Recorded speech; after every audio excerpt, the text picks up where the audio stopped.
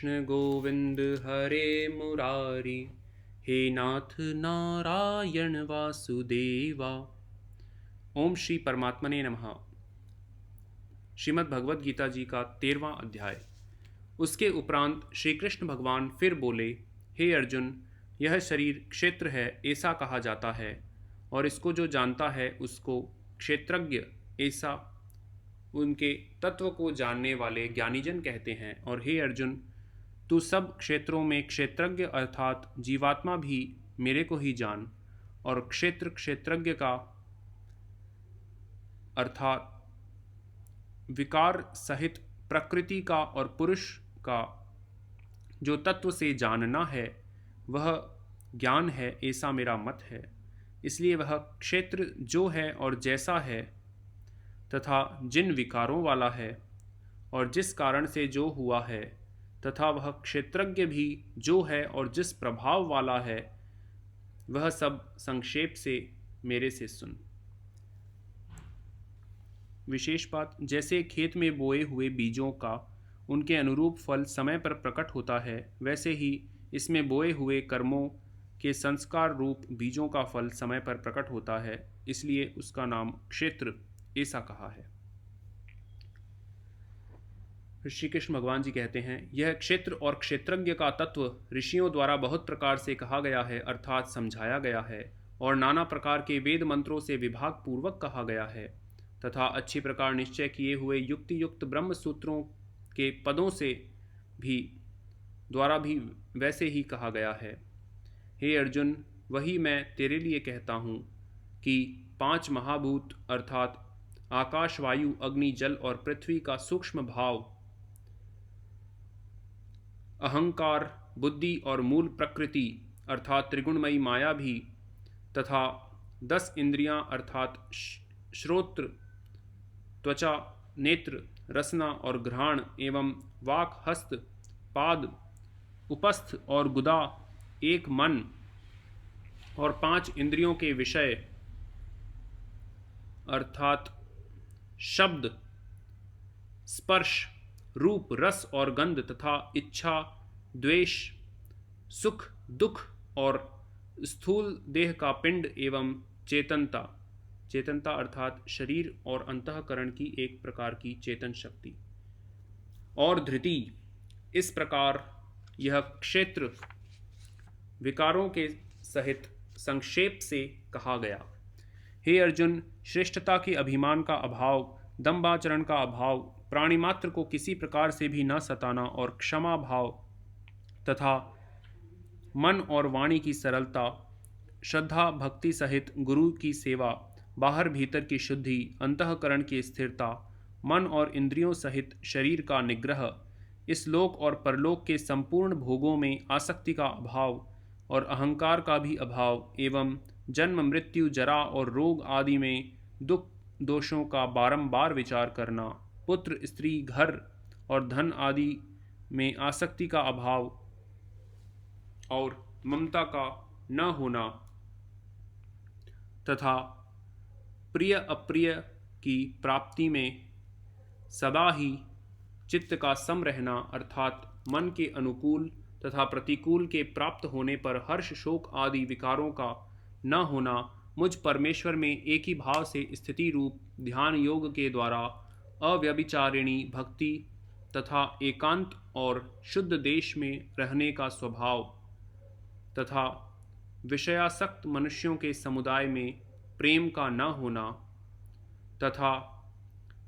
अध्यात्म ज्ञान में नित्य स्थिति और तत्व ज्ञान के अर्थ रूप परमात्मा को सर्वत्र देखना, यह सब तो ज्ञान है, और जो इससे विपरीत है वह अज्ञान है, ऐसे कहा गया है। यहाँ कुछ विशेष बातें हैं, उनका तात्पर्य बताया है। विकारों सहित इसलिए क्योंकि 5वें श्लोक में कहा हुआ तो क्षेत्र का स्वरूप समझना चाहिए, और इस श्लोक में कहे हुए इच्छा आदि क्षेत्र के विकार समझने चाहिए। बाहर भीतर की शुद्धि से तात्पर्य है सत्यता पूर्वक शुद्ध व्यवहार से द्रव्य की और उसके अन्न से आहार की, तथा यथायोग्य बर्ताव से आचरणों की, और जल, मृतिका आदि से शरीर की शुद्धि को बाहर की शुद्धि कहते हैं, तथा राग द्वेष और कपट आदि विकारों का नाश होकर अंतःकरण का स्वच्छ हो जाना भीतर की शुद्धि कही जाती है। अव्यभिचारिणी भक्ति अर्थात केवल एक सर्वशक्तिमान परमेश्वर को ही अपना स्वामी मानते हुए स्वार्थ और अभिमान का त्याग करके श्रद्धा और भाव सहित परम प्रेम से भगवान का निरंतर चिंतन करना अव्यभिचारिणी भक्ति है। जिस अध्यात्म ज्ञान अर्थात जिस ज्ञान के द्वारा आत्म वस्तु और अनात्म वस्तु जानी जाए, उस ज्ञान का नाम अध्यात्म ज्ञान है। ज्ञान जो पहले के श्लोकों से लेकर यहाँ तक जो साधन कहे गए हैं, वे सब तत्व ज्ञान की प्राप्ति में हेतु होने से ज्ञान हैं, और इनके विपरीत जो मान, दंभ, हिंसा आदि हैं, वे अज्ञान की वृद्धि में हेतु होने से अज्ञान नाम से कहे गए हैं। उसके पश्चात श्री कृष्ण भगवान बोले, हे अर्जुन, जो जानने के योग्य है तथा जिसको जानकर मनुष्य परम आनंद को प्राप्त होता है, उसको अच्छी प्रकार से कहूँगा। वह आदि रहित परम ब्रह्म अकथनीय होने से न सत कहा जाता है और न असत ही कहा जाता है, परंतु वह सब ओर से हाथ पैर वाला एवं सब ओर से नेत्र, सिर और मुख वाला तथा सब ओर से श्रोत्र वाला है, क्योंकि वह संसार में सबको व्याप्त करके स्थित है और संपूर्ण इंद्रियों के विषयों को जानने वाला है, परंतु वास्तव में सब इंद्रियों से रहित है तथा आसक्ति रहित और गुणों से अतीत हुआ भी अपनी योग माया से सबको धारण पोषण करने वाला और गुणों को भी भोगने वाला है। तथा वह परमात्मा चराचर सब भूतों के बाहर भीतर परिपूर्ण है और चर अचर रूप भी वही है, और वह सूक्ष्म होने से अविज्ञेय है तथा अति समीप में और दूर में भी स्थित वही है, और वह विभाग रहित एक रूप से आकाश के सदृश परिपूर्ण हुआ भी चराचर संपूर्ण भूतों में पृथक पृथक के सदृश प्रतीत होता है।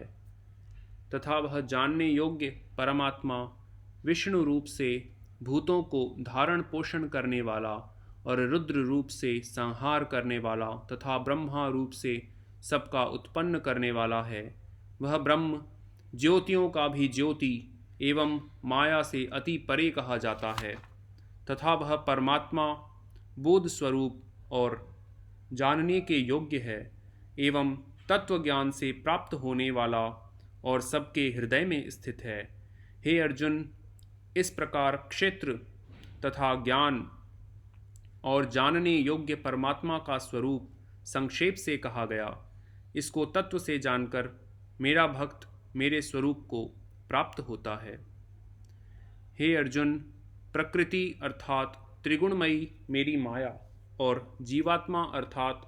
क्षेत्रज्ञ, इन दोनों को ही तू अनादि जान, और राग द्वेष आदि विकारों को तथा त्रिगुणात्मक संपूर्ण पदार्थों को भी प्रकृति से ही उत्पन्न हुए जान, क्योंकि कार्य और करण के उत्पन्न करने में हेतु प्रकृति कही जाती है, और जीवात्मा सुख दुखों के भोक्तापन में अर्थात भोगने में हेतु कहा जाता है। परंतु प्रकृति में स्थित हुआ ही पुरुष प्रकृति से उत्पन्न हुए त्रिगुणात्मक सब पदार्थों को भोगता है, और इन गुणों का संग ही इस जीवात्मा के अच्छी बुरी योनियों में जन्म लेने में कारण है। वास्तव में तो यह पुरुष इस देह में स्थित हुआ भी पर अर्थात त्रिगुणमयी माया से सर्वथा अतीत ही है, केवल साक्षी होने से उपदृष्टा और यथार्थ सम्मति देने वाला होने से अनुमंता एवं सबको धारण करने वाला होने से भर्ता एवं जीव रूप से भोक्ता तथा ब्रह्मादिकों का भी स्वामी होने से महेश्वर और शुद्ध सच्चिदानंद घन होने से परमात्मा, ऐसा कहा जाता है और ऐसा कहा गया है। इस प्रकार पुरुष को और गुणों के सहित प्रकृति को जो मनुष्य तत्व से जानता है वह सब प्रकार से बरतता हुआ भी फिर नहीं जन्मता है, अर्थात पुनर्जन्म को नहीं प्राप्त होता है। हे अर्जुन, उस परम पुरुष परमात्मा को कितने ही मनुष्य तो शुद्ध हुई सूक्ष्म बुद्धि से ध्यान के द्वारा हृदय में देखते हैं तथा कितने ही ज्ञान योग के द्वारा देखते हैं और अपर कितने ही निष्काम कर्म योग के द्वारा देखते हैं। परंतु इनसे दूसरे अर्थात जो मंद बुद्धि वाले पुरुष हैं वे स्वयं इस प्रकार न जानते हुए दूसरों से अर्थात तत्व के जानने वाले पुरुषों से सुनकर ही उपासना करते हैं, अर्थात उन पुरुषों के कहने के अनुसार ही श्रद्धा सहित तत्पर हुए साधन करते हैं। वे सुनने के परायण हुए पुरुष भी मृत्यु रूप संसार सागर को निस्संदेह तर जाते हैं। हे अर्जुन, यावन मात्र जो कुछ भी स्थावर जंगम वस्तु उत्पन्न होती है उस संपूर्ण को तू क्षेत्र और क्षेत्रज्ञ के संयोग से ही उत्पन्न हुई जान, अर्थात प्रकृति और पुरुष के परस्पर के संबंध से ही संपूर्ण जगत की उत्पत्ति हुई है और स्थिति है। संपूर्ण जगत की स्थिति है, क्षमा करें। वास्तव में तो संपूर्ण जगत नाशवान और क्षणभंगुर होने से अनित्य है। इस प्रकार जानकर जो पुरुष नष्ट होते हुए सब चराचर भूतों में नाश रहित परमेश्वर को समभाव से स्थित देखता है वही देखता है, क्योंकि वह पुरुष सब में समभाव से स्थित हुए परमेश्वर को समान देखता हुआ अपने द्वारा अपने आप को कष्ट नहीं करता है, अर्थात शरीर का नाश होने से अपने आत्मा का नाश नहीं मानता है। इससे वह परम गति को प्राप्त होता है। और जो पुरुष संपूर्ण कर्मों को सब प्रकार से प्रकृति से ही किए हुए देखता है, अर्थात इस बात को तत्व से समझ लेता है कि प्रकृति से उत्पन्न हुए संपूर्ण गुण ही गुणों में बरतते हैं तथा आत्मा को अकर्ता देखता है, वही देखता है। और यह पुरुष जिस काल में भूतों के न्यारे न्यारे भाव को एक परमात्मा के संकल्प के आधार स्थित देखता है तथा उस परमात्मा के संकल्प से ही संपूर्ण भूतों का विस्तार देखता है, उस काल में सच्चिदानंद घन ब्रह्म को प्राप्त होता है। हे अर्जुन, अनादि होने से और गुणातीत होने से यह अविनाशी परमात्मा शरीर में स्थित हुआ भी वास्तव में न करता है और न लिपायमान होता है। जिस प्रकार सर्वत्र व्याप्त हुआ भी आकाश सूक्ष्म होने के कारण लिपायमान नहीं होता है, वैसे ही सर्वत्र देह में स्थित हुआ भी आत्मा गुणातीत होने के कारण देह के गुणों से लिपायमान नहीं होता है। हे अर्जुन, जिस प्रकार एक ही सूर्य इस संपूर्ण ब्रह्मांड को प्रकाशित करता है, उसी प्रकार एक ही आत्मा संपूर्ण क्षेत्र को प्रकाशित करता है, अर्थात नित्य बोध स्वरूप एक आत्मा की ही सत्ता से संपूर्ण जड़वर्ग प्रकाशित होता है। इस प्रकार क्षेत्र और क्षेत्रज्ञ के भेद को तथा विकार सहित प्रकृति से छूटने के उपाय को जो पुरुष ज्ञान नेत्रों द्वारा तत्व से जानते हैं, वे महात्मा जन परब्रह्म परमात्मा को प्राप्त होते हैं। इति श्रीमद्भगवद गीता रूपी उपनिषद एवं ब्रह्म विद्या तथा योग शास्त्र विषयक श्री कृष्ण भगवान और अर्जुन जी के संवाद में क्षेत्र क्षेत्रज्ञ विभाग योग नामक 13वां अध्याय संपूर्ण। ओम श्री कृष्ण गोविंद हरे मुरारी,